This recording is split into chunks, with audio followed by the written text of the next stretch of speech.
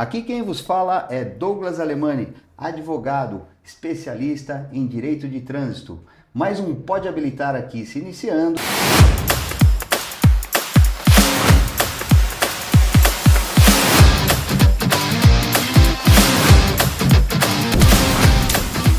Nosso terceiro convidado aqui, Dr. Jean. É um prazer recebê-lo aqui no nosso escritório, no nosso podcast. Dr. Jean Lacerda, amigo, colega, parceiro, né? Dr. Douglas Alemani ficou muito feliz com o convite. Padrinho de casamento. Padrinho de casamento. Me deu um dos presentes mais caros, inclusive, viu? Pode se apresentar aí para os nossos telespectadores que é com você, meu amigo. Prazer enorme em conhecê-los. Eu sou Jean, como muito bem apresentado aqui pelo Dr. Douglas. Sou advogado criminalista. Hoje nós temos aqui, inclusive, uma parceria muito bem firmada aí com o Alemani Nascimento no que se refere aos crimes relacionados ao trânsito, que também será objeto desse bate-papo aqui hoje. Maravilha! Ó, fico muito feliz de poder receber esse colega aqui, não só colega de profissão, mas amigo mesmo. Fui padrinho do casamento aqui, ele é casado com a Kathleen, que inclusive é uma excelente amiga, estudante de direito, né? Já está estagiando aí no Fórum Trabalhista aí de Cotia, está ficando famosa também. E eu fico muito à vontade de falar a respeito do Dr. Jean, porque além de tudo, a gente tem uma parceria muito legal aqui, sabe? A gente faz e atendemos muitos clientes aqui em parceria, em consonância. Mas vamos lá. O nosso objetivo aqui do Pode Habilitar é falar sobre trânsito. Mas aonde entra aí o crime? Onde entra o direito criminal, o direito penal? Primeiro conta pra gente, qual foi o momento que você conectou com o direito penal na sua vida? Essa história ela é muito interessante, né?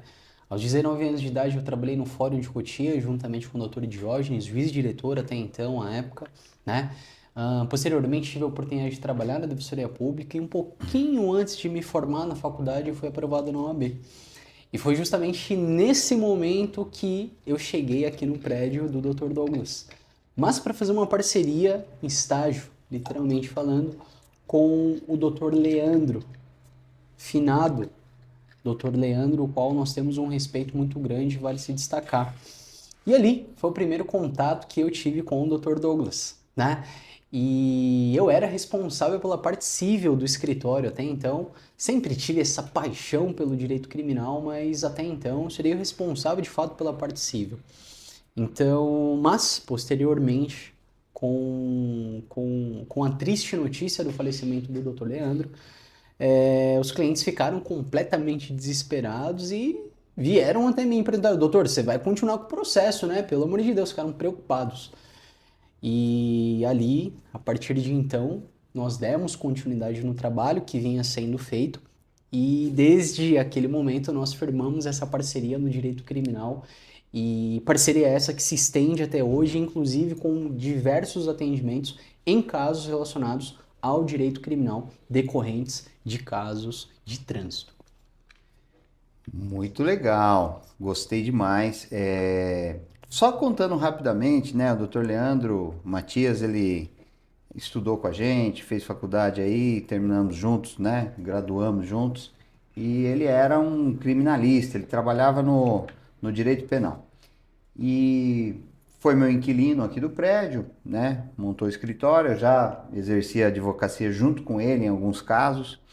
E, cara, ele fatidicamente foi levar a mãe para fazer uma ressonância magnética e ele foi chamado às pressas dentro da sala para socorrer. Ela teve um desmaio e, ao adentrar a sala de ressonância magnética, a arma dele foi puxada pelo aparelho, grudou no aparelho e disparou contra ele. E foi um tiro acidental, porém fatal, né? Ele foi socorrido, operado, mas não resistiu. Então ficou essa triste história aí, né? Até muito estranha, né? De se falar assim, mas um cara jovem que foi embora. E nessa época o doutor Jean já estava aqui no escritório, né, trabalhando junto, e automaticamente ele assumiu essa cadeira de direito criminal que nós temos aqui no prédio, né? E tá tocando até hoje, a gente continua com a parceria. Mas vamos para a parte boa. Me diga lá, então quer dizer que o advogado ele tem que passar no exame da ordem. Precisa, importante. E aí, conta pra gente, você fez pelo direito criminal, né? Direito criminal, exatamente como mencionei anteriormente, eu sempre tive de fato uma paixão muito grande pelo direito penal. O pessoal costuma brincar na faculdade, né, que a relação com o direito penal é uma relação de amor e ódio. Eu nunca tive ódio, não, sempre gostei.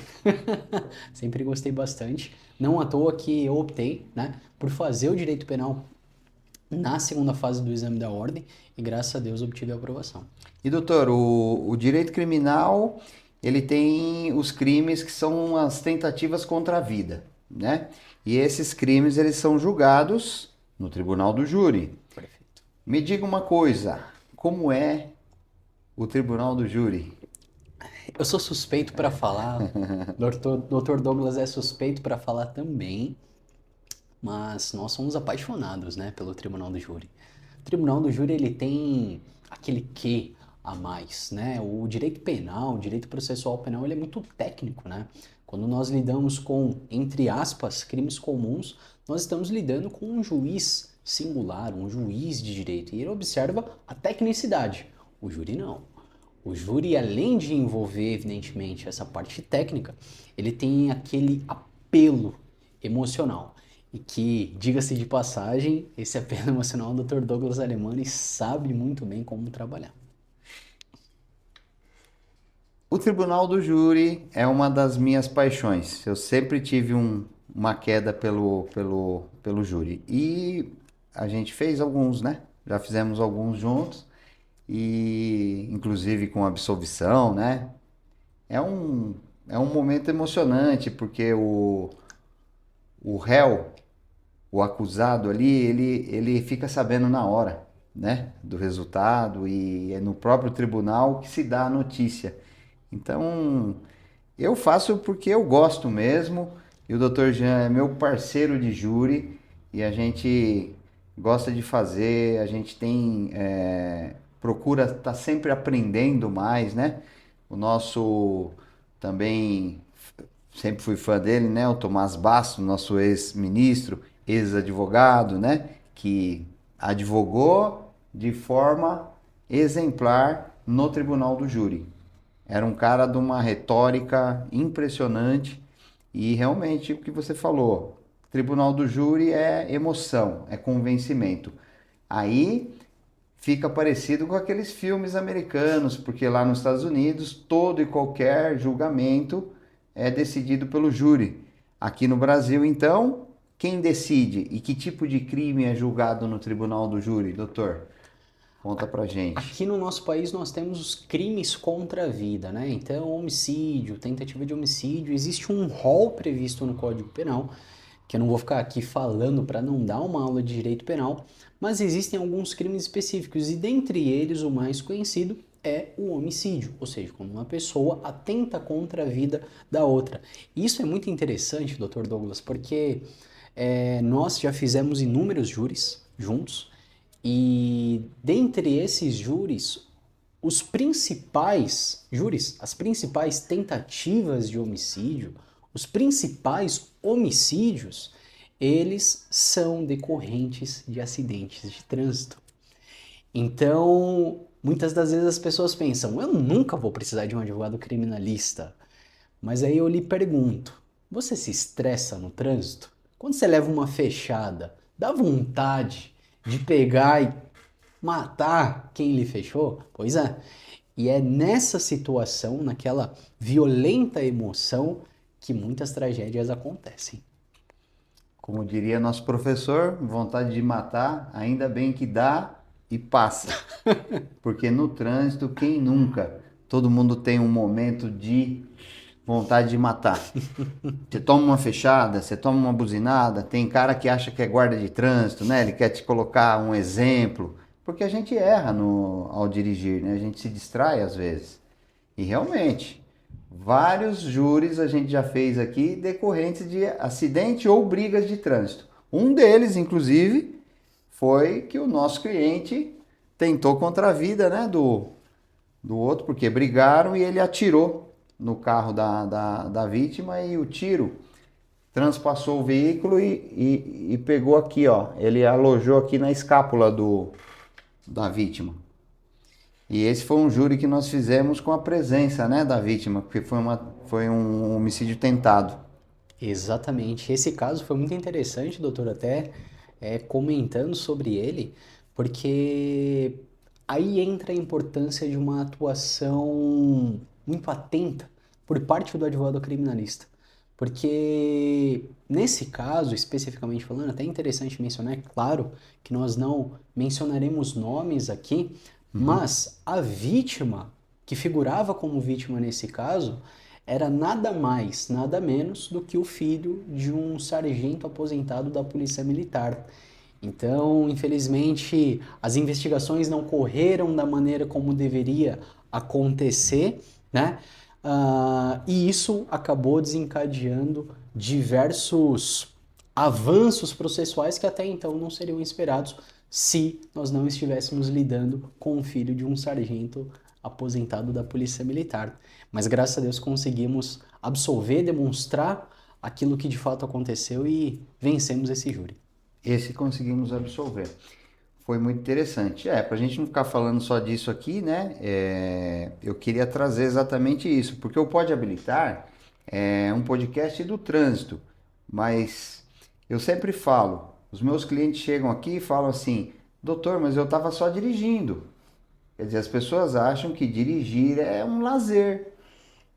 Não é bem assim, né, doutor? Não é bem assim. Às vezes você está dirigindo, viajando até, porém nada te impede de cometer um crime. E esses crimes podem ser de que natureza? Pode levar a que tipo de pena, né? Porque todo mundo fala, não dá nada, né, doutor? Conta pra gente aí. Muito interessante, doutor. É um exemplo muito prático em relação a isso e que eu sei que o doutor não gosta de beber, né? Não bebe, assim como eu, mas quem nunca, né? Eu vou no churrasco de um amigo, vou tomar uma cervejinha, vou tomar uma Heineken, né? Que seja. E às vezes acabo tomando uma, duas, né? E evidentemente isso traz efeitos para o corpo, né? Isso caracteriza crime, né? Isso caracteriza crime, porque se eventualmente você ingere essa bebida alcoólica e posteriormente assume o carro, você corre um grande risco de causar eventualmente um acidente ou algo nesse sentido.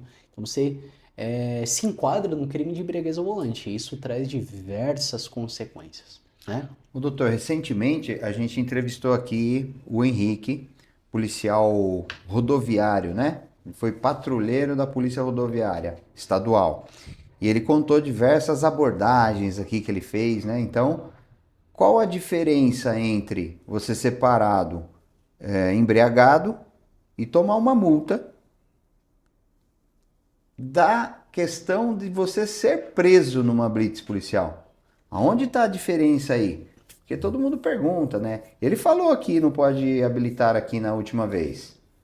Acima de 0,30 é cadeia, é conduzido. Mas fala melhor pra gente aí a sua parte, né? Porque o advogado sabe mais.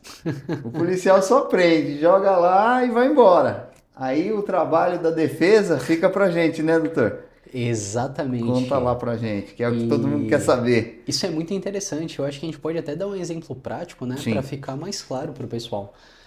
Certa vez um cliente nos procurou, né, junto nós dois, né, e nesse cenário na verdade quem nos procurou foi a mulher desse nosso cliente, né, e ela falou, doutor, o meu marido foi preso. Por que que ele foi preso? Ele estava bêbado e se envolveu num acidente. E imediatamente nós nos deslocamos à delegacia de polícia para a partir dali tomar as providências necessárias. E veja bem, esse nosso cliente, ele tinha ingerido aproximadamente umas 6 latinhas de Heineken, doutor? Aproximadamente, né? Não lembro bem a marca da cerveja não, mas que ele bebeu, ele bebeu. Que ele bebeu, ele bebeu. aproximadamente essa quantidade, né? E nesse cenário, ele fez o exame de bafômetro, né? Naquele momento da abordagem, e posteriormente foi conduzido para a delegacia. Veja bem, ele gastou R$ 300 com as cervejas, né?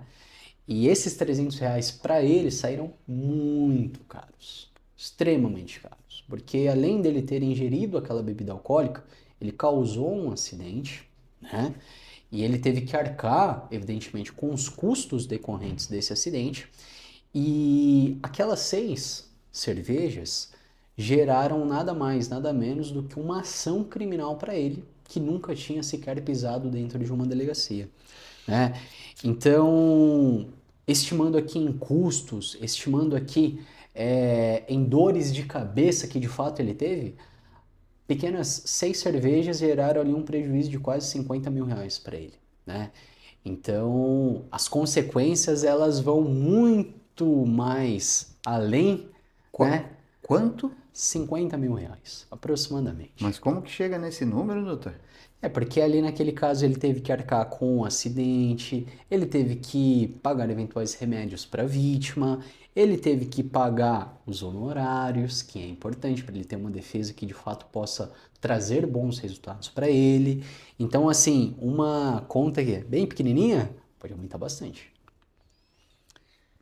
Então, quando você sair para beber ou beber ao sair, não volte para casa dirigindo, né? Lembra do conselho lá do Henrique. Não adianta falar não vou soprar, porque aí já é tarde. O lance é não beber. Agora, poxa, mas aí eu não posso socializar? Pode. Para isso que tem o aplicativo. Porque por 50 mil, dá até para chamar uma limusine, né? Para te levar para casa e ainda continuar bebendo. Com Né? certeza. Porque as limusines parece que tem ali uma champanhe, um negócio, né? Tem, é diferenciado. Então, 4, 5 mil reais para levar você para Tranquilo. casa Vixe. com classe, né? Com classe. E não ir para uma delegacia preso. Exatamente. E perder a noite todinha, inclusive dentro de uma cela. Então tem os aplicativos aí, dá para se virar, dá para fazer a carona amiga, tem uma série de situações que vão te tirar, porque o problema todo mundo está preocupado com o seguinte, eu vou beber e poxa, meu, se não tem blitz, não tem perigo. Então vou beber. Acontece que a pessoa não põe na conta o acidente. Sim. E o acidente, diga-se, pode ser por sua causa, mas você pode também sofrer, né? Sim. Uma batida na traseira, um abalroamento, algo nesse sentido. E veja bem, se caso nesse acidente, doutor, houver uma vítima fatal, aí como é que fica a pena? Aí a situação muda completamente. Porque aí nesse caso a gente não está falando simplesmente de uma embriaguez ao volante, né? Aí nesse caso nós estamos falando de um homicídio. E veja bem, nós, como advogados de defesa, a gente vai falar, houve um homicídio culposo, ele foi imprudente. Não. Por quê? Porque aí é que está uma das principais diferenças. No homicídio culposo, quem vai julgar é um juiz singular, é um juiz normal. Mas o que o promotor ele vai falar? Não, houve dolo eventual. Ele assumiu o risco de matar, então ele queria matar. E aí é que tá. Aí uma simples embriaguez ao volante, que seria facilmente resolvida processualmente falando, pode eventualmente se tornar uma pena de até 30 anos de prisão. Então, às vezes, essa cervejinha pode trazer um prejuízo não somente financeiro, mas pode trazer reflexos de fato para o resto da sua vida. Doutor, então falando agora um pouquinho de pena, né? Porque o direito penal, ele traz uma consequência nas condutas, né, ilícitas, que proporcionam uma condenação. Fala pra gente aqui, na sua experiência, né, com tantos clientes aí que a gente já atendeu, o que uma condenação, o que uma prisão causa não só para o apenado, para o custodiado, mas e para a família? Conta um pouquinho sobre isso. Como é que é a tua experiência aí? Porque o Dr. G, ele é muito humano, entende? A gente acaba ficando, né? Se não era, se transforma, né?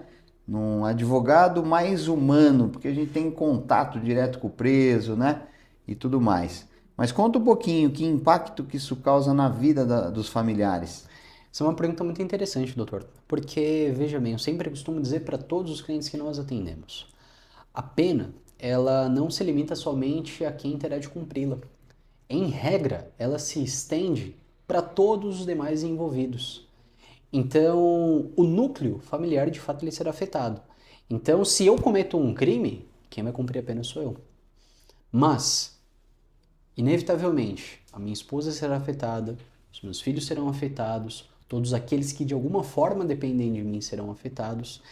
E cada dia preso, e nós temos alguns exemplos práticos de clientes que estão presos, parece uma eternidade, né? Então, muitas das vezes a pessoa paga qualquer valor para não entrar, mas para sair de dentro de uma prisão, elas estão dispostas a tudo.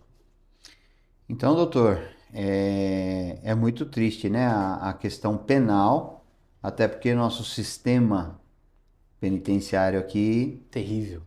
não é um sistema dos mais modernos, né? Em alguns lugares aqui, como São Paulo, que a gente visita muito presídio, né?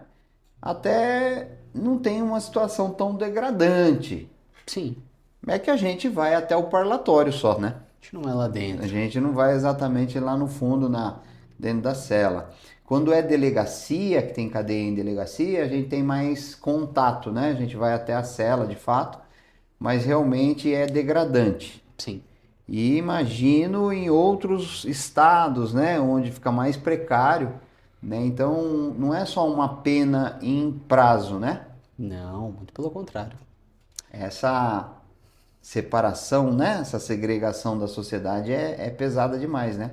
A família sofre muito. É muito complicado, é realmente uma situação muito difícil que afeta o estilo de vida completamente, tanto de quem cumpre essa pena quanto de quem está ali do lado de fora, porque afinal de contas, não é porque essa pessoa está presa que ela não precisará, eventualmente, né, de que os familiares estejam ali ao lado deles, né? Então é realmente uma situação muito difícil. E é verdade, doutor, que o advogado criminalista é caro? Muito caro. Quanto custa? Como que eu faço para contratar um advogado criminalista? Porque a maioria das pessoas que a gente atende é pego de surpresa. Sim, Não estava dirigindo, de repente ele está preso, sim, né? Numa discussão de trânsito, e aí você vai ver o histórico, o cara é empresário, o cara é pai de família, o cara é um bom marido, mas no momento, né? Naquele momento de vontade de matar, depois passa, o cara fica normal de novo. E aí? Aonde eu acho um advogado criminalista? Como que eu contrato?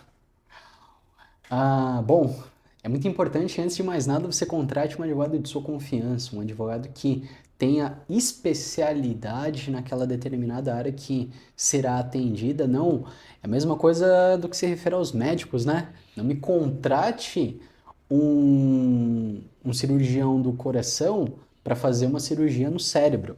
Com certeza dará ruim. A mesma ideia Não vai dar muito bom mesmo. não vai dar bom. A mesma ideia se aplica para o advogado. Então, se você tem uma determinada demanda no direito criminal, não contrate um advogado trabalhista, não contrate um advogado previdenciarista, porque se isso for feito, isso dará ruim. Em relação a preço, doutor, eu sempre costumo dizer que o valor dos honorários ele está intimamente ligado com a qualidade do serviço que será entregue.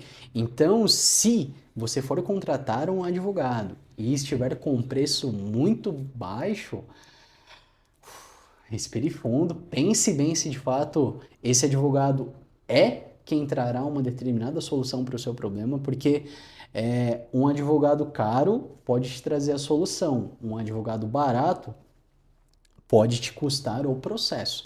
Então, tem que tomar muito cuidado. Realmente o preço importa muito, né?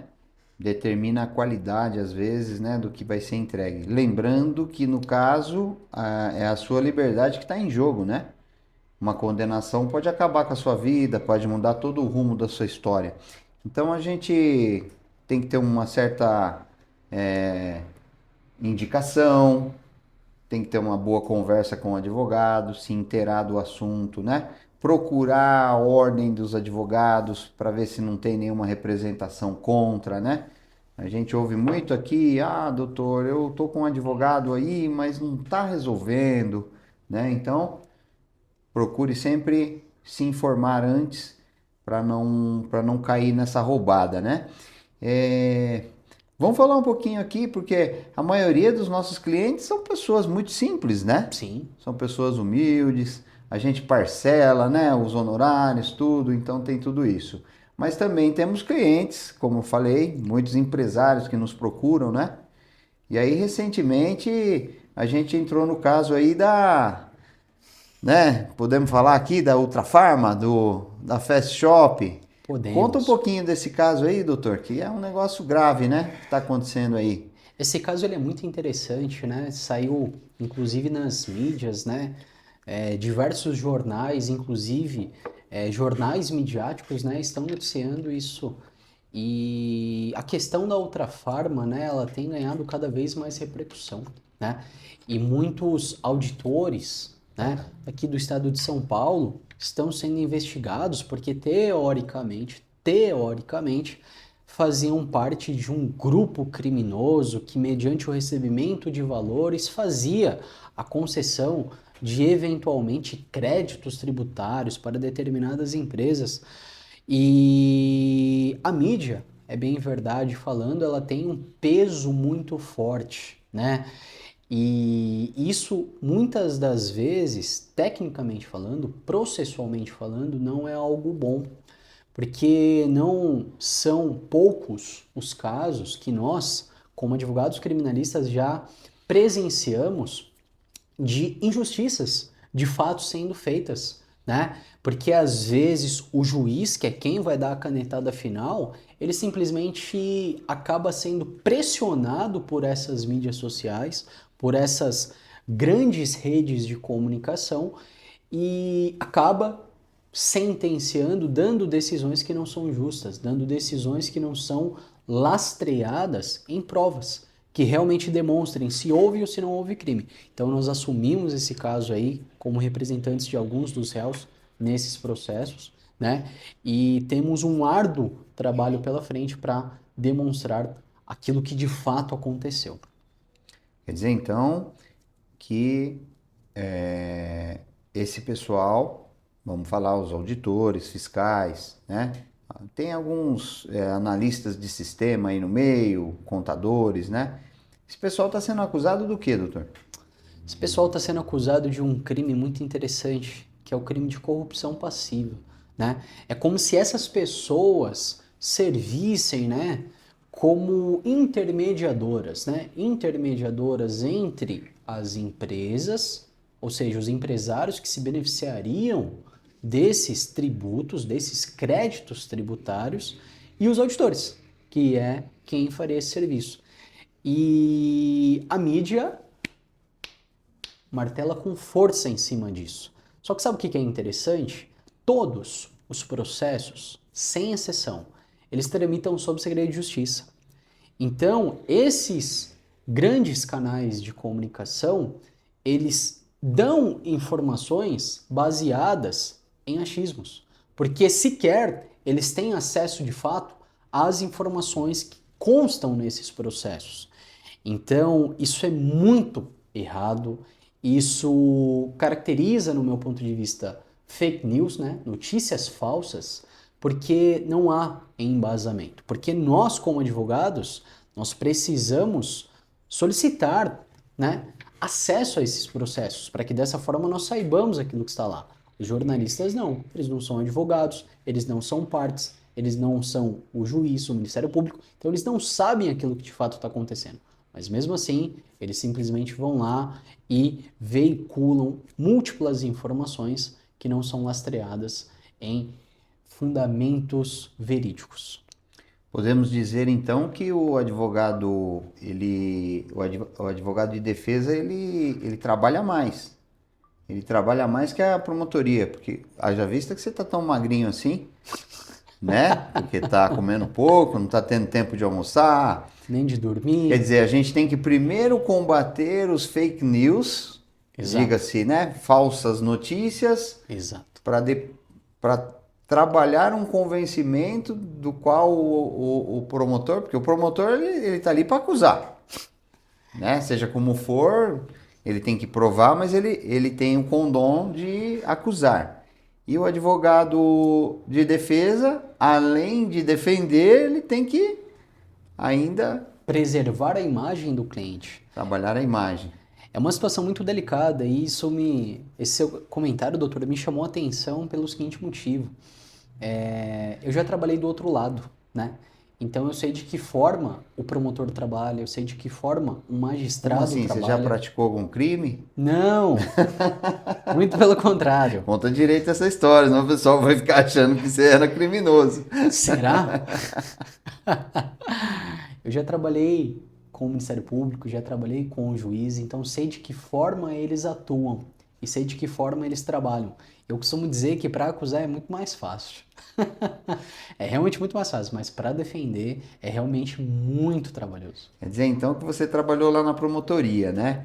E isso te dá um conhecimento de como é a atuação da acusação. Com certeza.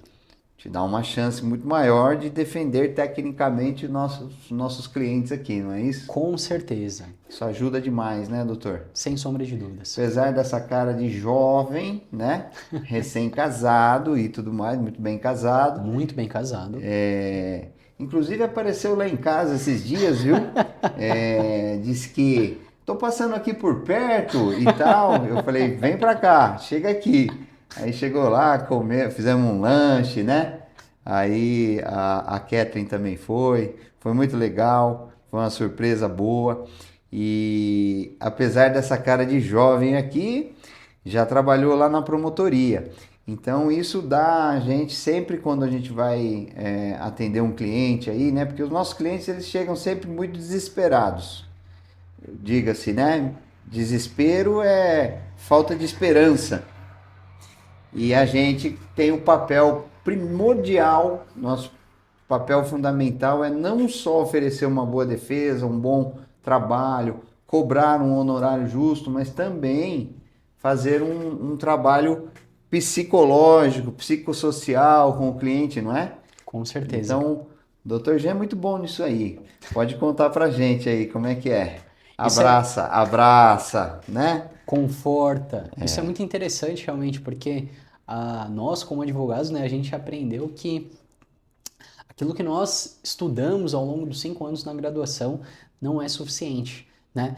E muitas das vezes na advocacia diária, advocacia real mesmo, nós precisamos desenvolver outras habilidades. Então nós nos tornamos advogados, psicólogos, né? Então realmente precisa ter esse lado humano para poder oferecer não a garantia de uma liberdade, porque tem muito advogado que mente prometendo a liberdade para fechar o contrato.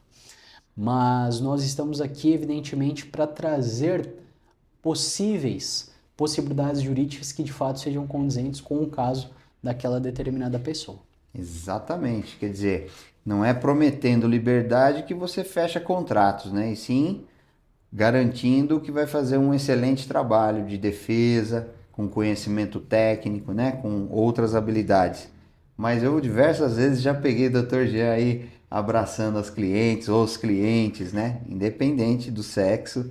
É, A maioria é cliente, né? A maioria é homem, mas temos clientes também mulheres. Às vezes a esposa, né?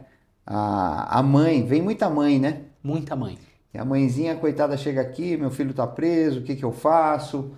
Paga ali a duras penas, muitas são aposentadas, né? Então várias vezes já peguei o Dr. Jean aí abraçando as mães, confortando, acolhendo, né? Isso também faz parte, né, da advocacia criminal. Não tem como fugir disso, né, doutor? Não tem como, a gente precisa realmente saber lidar com cada tipo de pessoa. Chegam realmente senhoras aqui, muitas das vezes quem de fato nos procuram são os familiares, porque muitas das vezes a pessoa está presa, né?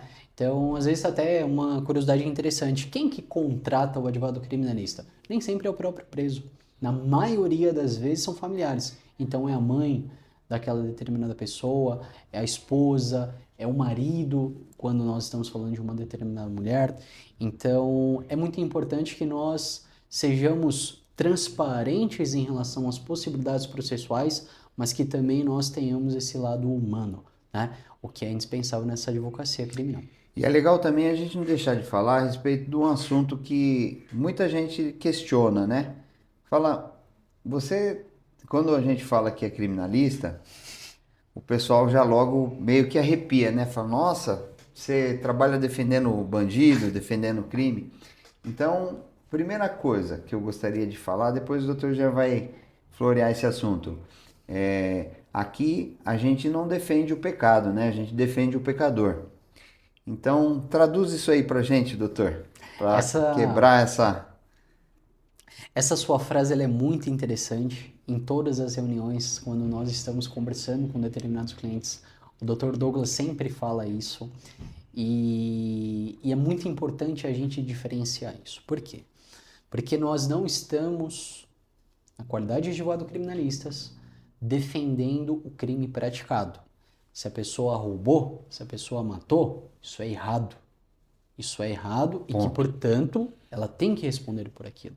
Nós defendemos os direitos que são inerentes a todos os seres humanos.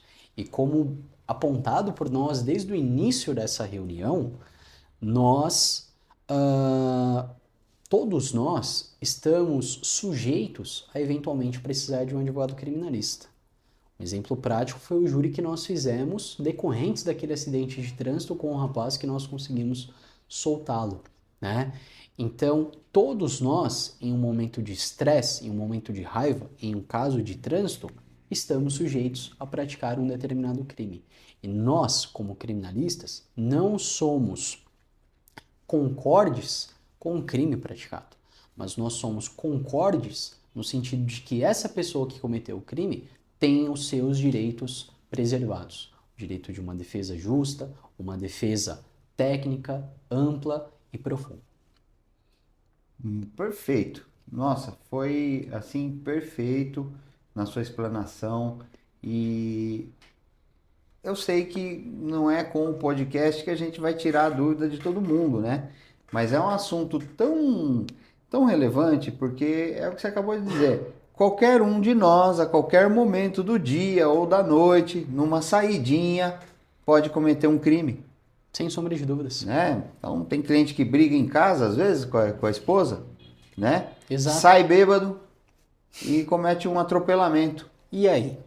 Então, poxa, mas eu tava só estressado. Mas aí cometeu um você crime. bebeu, aí você saiu com o carro. Então, fica aí a dica, né?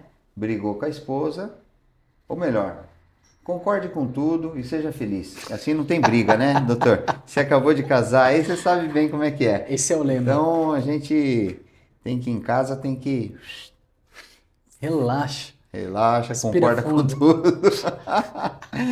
E é o seguinte, pessoal, aqui a gente faz uma advocacia honesta, né? Então a gente não promete, não dá para prometer tudo. Tem casos, evidentemente, que a gente tem quase convicção de que vai resolver da melhor forma possível e dá até para prometer. Mas tem coisa que não dá. A gente depende muito do teor da acusação, da qualidade das provas, né, que os promotores produzem tão bem, né? Sim. E o juiz é uma pessoa, né, que embora ela tenha que ser imparcial, muitas vezes Nem sempre o é. é contaminado pela mídia, uma série de coisas, né? Então, doutor, como que tá a sua vida financeira sendo advogado criminalista? Pode falar. Já tá milionário, já dá para aposentar, jovem assim, que maravilha, né? Depende, né, doutor? Tudo Depende. depende. O advogado só responde, depende. Ele Depende. nunca fala a verdade. Mas conta aí. Vale a pena advogar? Dá para ganhar uma grana? dá para ganhar uma grana, vale muito a pena o direito criminal, mas nós estamos falando de um business, de um negócio, e como todo negócio, existem fases e fases, mas de maneira geral, vale muito a pena. Vale a pena. Ó, tá com um terno bonito aí, terno caro, relógio caro, tudo é caro, né? Então, a gente sabe que muitas vezes o, o acusado, a pessoa que está sofrendo uma acusação aí, muitas vezes infundada até, ele fica privado de uma boa defesa porque ele tem medo de chegar até o advogado. Ele fala, vai ser muito caro, eu não tenho condições de pagar, eu estou desempregado, né? Então, muitos, após a acusação, ele já se vê desempregado. Sim. Então, como lidar com esse tipo de cliente? O que você tem para dizer, doutor, para essa pessoa que está lá sendo acusada? Ela tem a inocência, né, para demonstrar, porém, ela não consegue chegar. Porque diz que na OAB tem um advogado lá que não é pago, né? É de Tem. graça. Como que é essa história aí, doutor? Isso é muito Fala tudo aí, isso é não muito esconde nada. Isso é muito interessante, doutor. A OAB, ela tem um convênio com a Defensoria Pública do Estado de São Paulo. Então, advogados particulares que não são defensores públicos fazem um convênio com a defensoria. E, evidentemente, eles recebem um valor a título de honorários. Porém, em regra, quem que é o advogado que entra para esse convênio com a Defensoria Pública? É aquele advogado que está começando, é aquele advogado que está ganhando experiência, que quer ganhar casca, como nós costumamos dizer em termos práticos, né? Então, esse advogado realmente ganha muito mal, muito mal. Então, a título de exemplo, nós fazemos tribunais do júri, né? E falando em números, hoje um júri, segundo os parâmetros da tabela da OAB, para atuar nas duas fases, você não pode cobrar menos que R$ 70.000. Mas esse advogado que faz esse convênio com a Defensoria Pública, ele vai ganhar ali algo em torno de R$ 1.500 a R$ 3.000 se ele atuar nas duas fases. Então, assim, os valores são absolutamente discrepantes em termos práticos, né? Chega um dado momento na sua advocacia, graças a Deus nós chegamos nesse momento, em que nós conseguimos selecionar melhor aqueles clientes com quem nós trabalhamos, porque afinal de contas nós não somos obrigados a todos atender, né? Então, mas falando em jovem advocacia, falando em início de carreira, é muito complicado essa questão. Muitas das vezes você enfrenta dificuldades para receber esses honorários, né? Muitas das vezes você tem que flexibilizar, muitas das vezes você tem que negociar algo que faça sentido para o seu cliente, mas é realmente muito complicado. Você aconselharia hoje um jovem que está fazendo a faculdade, está cursando lá o curso de Direito, ou está se graduando agora, né? Tudo bem que ele vai ter que enfrentar o exame da ordem, que não é bolinho, né? Não é fácil. Mas se aconselharia um advogado jovem hoje a atuar pela OAB ou não? Essa é uma pergunta muito interessante, doutor, e na minha opinião isso depende do caso, né? Eu costumo dizer que o ideal, o cenário perfeito, é que realmente quando você está ali num período de graduação, que você, a partir dali, você já entre em um escritório de advocacia, que você entre em um órgão público para ganhar essa experiência, para ganhar essa casca que se faz necessário para atuação prática na advocacia, né? E quando isso se torna possível, eu, nesse cenário, não recomendo o convênio com a Defensoria Pública. Eu mesmo, a título de exemplo, nunca fiz parte desse convênio da Defensoria Pública, porque eu sempre fui aquele advogado que preferiria dedicar esforços para um processo que me remunere bem do que pegar 100 processos que me remunerem mal. Então, mas a gente sabe que nem sempre isso é possível. A gente sabe que muitas das vezes o formando na graduação em Direito, muitas das vezes ele trabalha, muitas das vezes ele não tem tempo para poder se dedicar para um estágio, para poder se dedicar com afinco para um estudo. Então, nesse cenário, aí sim eu recomendaria que no início da advocacia ele se filiasse a essa Defensoria Pública para ganhar experiência, para ver como um processo de fato funciona em termos práticos. Porque a faculdade é muito importante, a teoria ela é indispensável, mas um dos melhores professores que nós temos é, sem sombra de dúvidas, a prática. Então, depende do caso. Então você aconselharia, né? Até para ganhar experiência, tudo, e não cometer nenhum deslize com o cliente que está te pagando, né? Sim, sim. Isso é importante. Mas você aconselharia o jovem advogado hoje a advogar na área criminal? Você faria outra escolha hoje, se pudesse?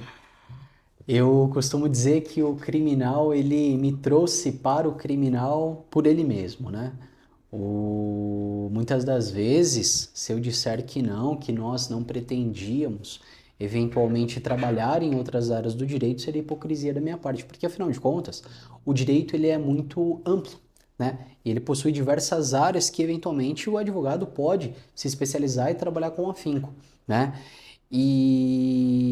Mas eu costumo dizer que é necessário que de fato você tenha uma aptidão para a área, é necessário que você tenha, caso você deseje atuar no criminal, que você entenda de fato quais são os seus direitos, mas é muito importante que você saiba transitar nos lugares que você transita.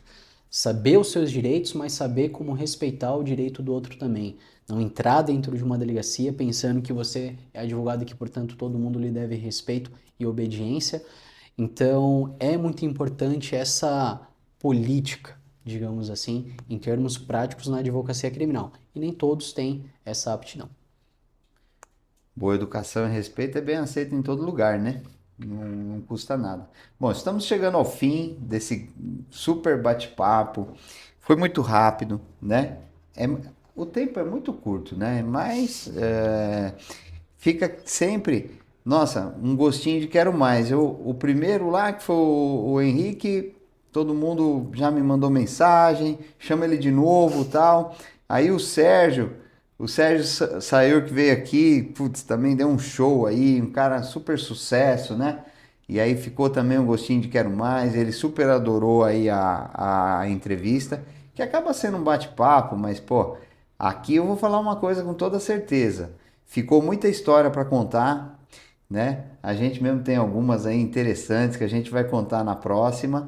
Com certeza você já está convidado para vir de novo. Muito obrigado. Embora você esteja sempre aqui, mas eu adorei, assim, acho que foi muito informativo, né? E as pessoas têm curiosidade de saber coisas de uma área que fica muito sob segredo, né? Muito. Porque a pessoa que vai presa, ela não conta para ninguém. Não conta. Quanto menos pessoas souber, melhor. Melhor. Então, foi muito legal a entrevista. Eu quero te agradecer pela simpatia, Muito obrigado. pela, disponibilidade. Pegar seu tempo aí não tá fácil. E é isso aí, galera. Pode habilitar mais uma vez. Semana que vem a gente volta aqui para falar com outro entrevistado. Vamos trazer aí alguém muito interessante também. Muito obrigado, doutor. Fica com Deus. Valeu, pessoal. Um abraço.